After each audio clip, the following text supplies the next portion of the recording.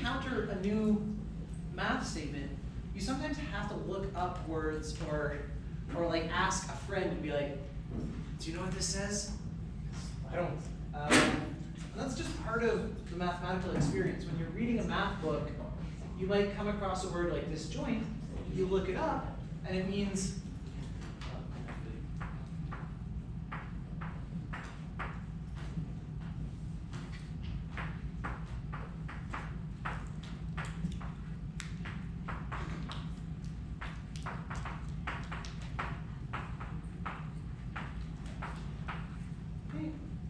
something like this, having no elements in common.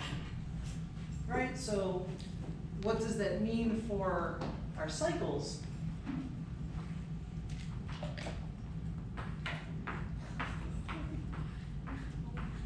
Right? It means that each one of them is sort of separate from the other ones. Right? That there's no shared element between these guys.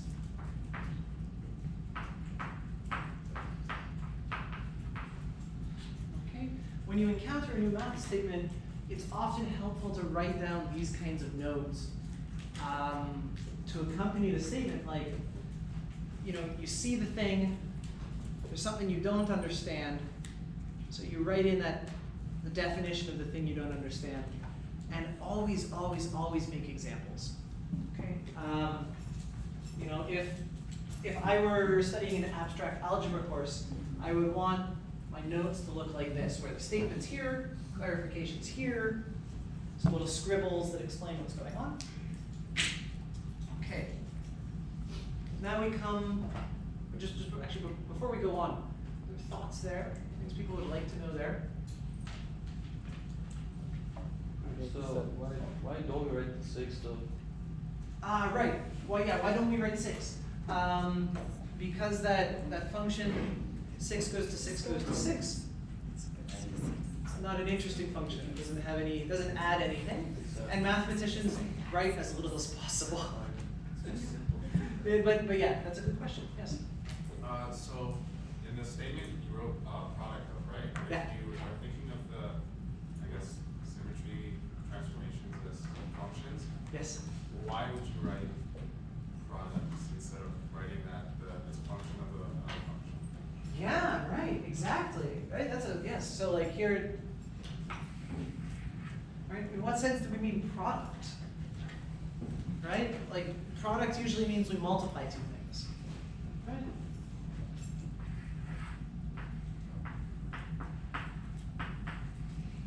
But here, we're not really multiplying these numbers, right? Like we're not multiplying this guy onto this guy. Right, so what that gets us into is the notion of generalizing the idea of multiplication. So mathematicians started with the notion of multiplication, where you've got stuff like this. Okay, so we're going to write multiplication with a dot. And I notice that you can switch the order, right? 2 by 6 is 6. Oh no, 2 by 3 is 3 by 2. All right, so this is our usual notion of multiplication.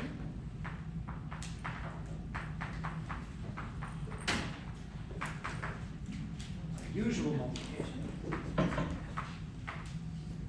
And then I noticed that for these cycles, you can do the same thing. That would act the same way.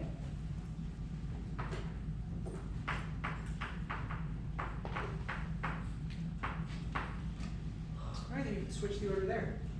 So this is like, this word product here is like an extension of the idea of multiplication. It's like a generalized idea of multiplication. But in addition, you wouldn't, if variance in terms, it doesn't really change anything either. Ooh, so we could maybe say, can be written as a sum of disjoint cycles. Yes, yes. I'll have to think about that. That's kind of neat. Yeah, so we could say sum or product or something. Okay, and then we get this next statement. This product is unique up to rearranging the terms and cyclically rewriting terms. Good. Right, so we've noticed that we can rearrange the terms, and that might give us two things that at the surface look different, right? This, what's different than this? It seems sort of structurally different. But they represent the same symmetry. So we say that it's unique except for our ability to rearrange terms. Okay? And we've also noticed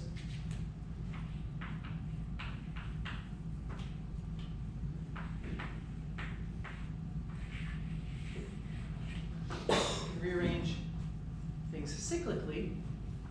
Right? We can cycle these three numbers.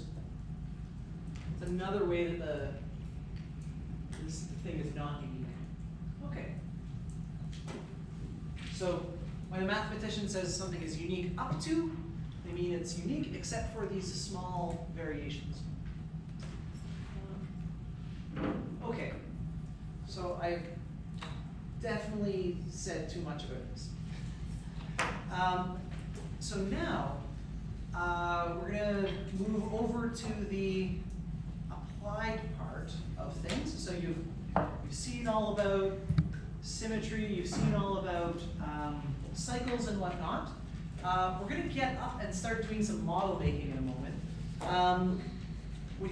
Should we take a break? Do we do breaks in sessions? Yeah, we can. 5 minutes. Okay, so let's get up for 5 minutes, do a little bit of this kind of thing, a little bit of a shakeout.